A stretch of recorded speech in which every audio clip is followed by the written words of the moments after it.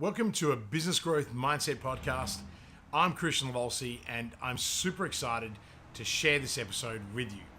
To all the business owners and entrepreneurs, the crazy ones, the believers, the doers, the clever makers, and the action takers, everyone else in between, this podcast was designed for you. I have a super cool buzzword that is so hot right now that this podcast is likely to blow up. So stay tuned and listen up because I'm confident that you will love this episode. Today, I want to talk about what does a growth mindset actually mean? Humans are deeply pleased when their ideas come to fruition, and they are even more pleased when their idea makes a difference, for example, improving motivation, innovation, or productivity. But popularity has a price. People sometimes distort ideas and therefore fail to reap their benefits. I'm a massive fan of Caroline Dweck's research. She's a highly regarded professor of psychology at Stanford University and the author of Mindset, the New Psychology of Success. She has conducted lots of research on growth versus fixed mindsets among individuals and within organizations. So let's start to understand these two constructs. According to Professor Dweck, in 2012, she described a growth mindset as the belief that an individual's most basic abilities and skills can be developed through dedication and hard work. Brains and talent are just the starting point. So, to briefly sum her findings, individuals who believe their talents can be developed through hard work, good strategies, and input from others have a growth mindset. They tend to achieve more than those with a more fixed mindset. Now, they are those who believe their talents are innate gifts.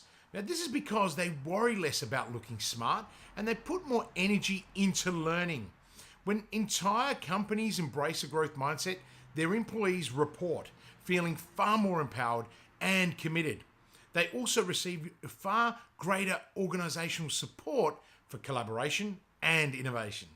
A fixed mindset, according to Professor Dweck, on the other hand, is the belief that an individual's basic abilities and skills, their intelligence and their talents, are just fixed traits.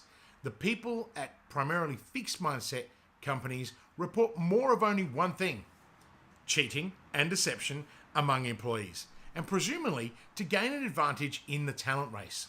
So growth mindset has become a buzzword in many major companies, even working its way into their mission statements. Now, this is where I want to demystify this buzzword, because often I realize that people's understanding of the idea is limited. So publishing an introduction to a business growth mindset was my way of starting the conversation at the most basic level by introducing people to the concept and thinking required. But for now, let's look at the three very common misconceptions that have surfaced from Caroline Dweck's research. So one, I already have it, and I always have.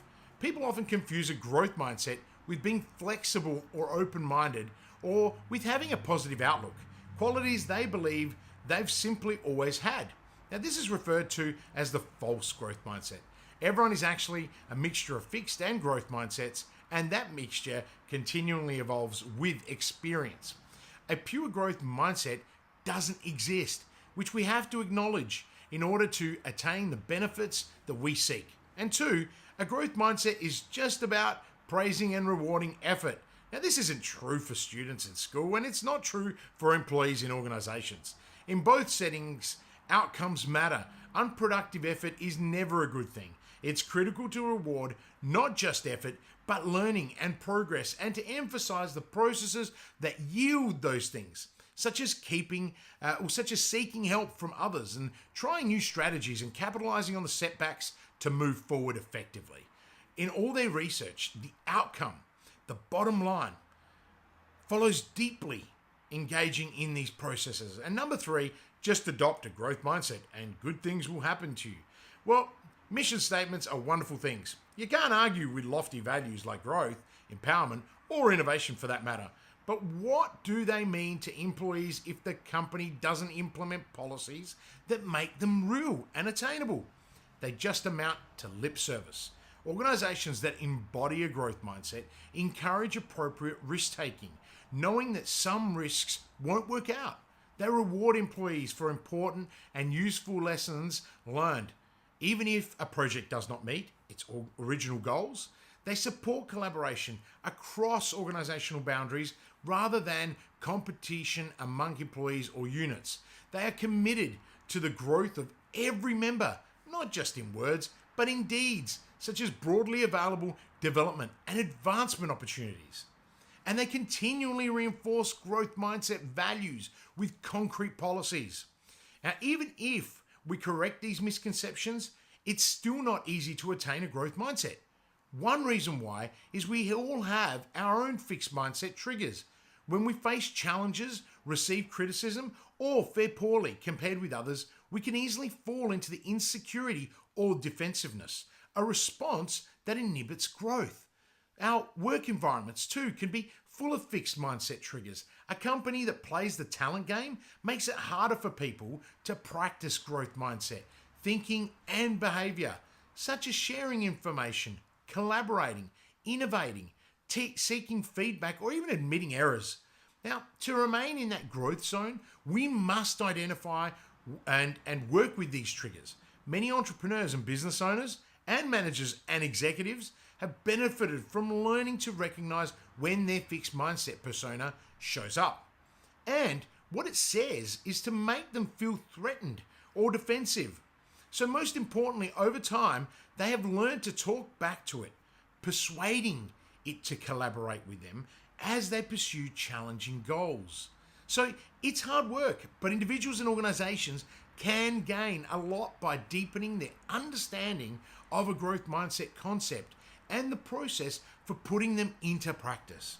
It gives them a richer sense of who they are, what they stand for, and how they want to move forward. The most incredible thing about practicing a growth mindset is that you are truly becoming limitless and can build the capacity to discover your own potential. There is no logical way to correctly practice a growth mindset and find challenges to be impossible at the same time. We've all heard the saying, where there's a will, there's a way. Well, technically, where there's a growth mindset, there's a way. Once you eliminate the idea that you can't do something just because you've never been good at it, or it's just not my strong suit, your potential as a person, influencer, and leader becomes limitless. For those living in a fixed mindset, you may have just given in to the lies that were told about yourself at some point in your life. So you're not naturally athletic or not a big deal. Just study and focus your time elsewhere. You're not a people's person or a sales professional, so just isn't going to work. Well, we've all been told lies about ourselves, and due to a fixed mindset moment, we turn those lies into truths. The truth about you is that you can dedicate the time and effort to creating a growth mindset. You can practice and speak with a growth mindset perspective in all that you do, and speak to others with a growth mindset attitude. Growing up, I was told I was stupid every day. I was beaten, I was called fat, I was picked on and humiliated. It brought me down academically, but I used all that stupidity, the beatings and my size, and turned it into a sporting career. Little did I know that I developed a fixed mindset on academia and a growth mindset of sport. I excelled in sport, in fact in most sports, because I believed I could do it, and if I applied myself and worked hard, it would come to me. I used my defeats to build resilience in the same way I used the beatings to build resilience. I got fit, I lost weight, and I got pretty. Okay, maybe not pretty, but my self-confidence grew. My hard work created breaks for me, and my corporate career grew, which then led me to becoming a businessman and an entrepreneur. The business failures were lessons and paved an opportunity for me to grow and flourish. I went to university at 36 years of age for the first time, and I graduated with an MBA and was awarded membership into the prestigious Golden Keys Honor Society, placing me in the top 15% of academics in the world. So today, I'm not stupid. You are too intelligent, too resourceful, and too capable to live a life stuck in a fixed mindset. Stop doing others a disservice by not exploring your potential and not becoming better every day. Once you've taken on the growth mindset, continue to teach others and get ready for positive behavioral change everywhere you go. Your consistent growth mindset has the power to change the lives of others. Now, I told you this was going to be an epic podcast, so I've put together for you my personal top 10 things I did to create a mindset for growth. So grab a pen and paper and jot these down. 1, be 100% accountable always. 2, don't be concerned with what others have. 3, become a specialist in your field. 4, stop focusing on your failures. Others will do that for you. 5, invest the time and do the work. 6, do what you love for those that love what you do. 7, don't focus on the money, instead focus on creating value. 8, achieve your outcome quickly as opposed to making sure it's perfect. And 9, be grateful for everything you have. And finally, become self-aware and understand your purpose. So I know I've covered a lot of ground and there are lots of golden nuggets for you to explore, but are you really sure you understand this construct of a growth mindset? So let me bring it together for you. So stay with me for a little while longer, and I promise this synopsis is worth your investment. A growth mindset is both the belief that skills and abilities can be improved, and developing your skills and abilities is the purpose of the actions you do.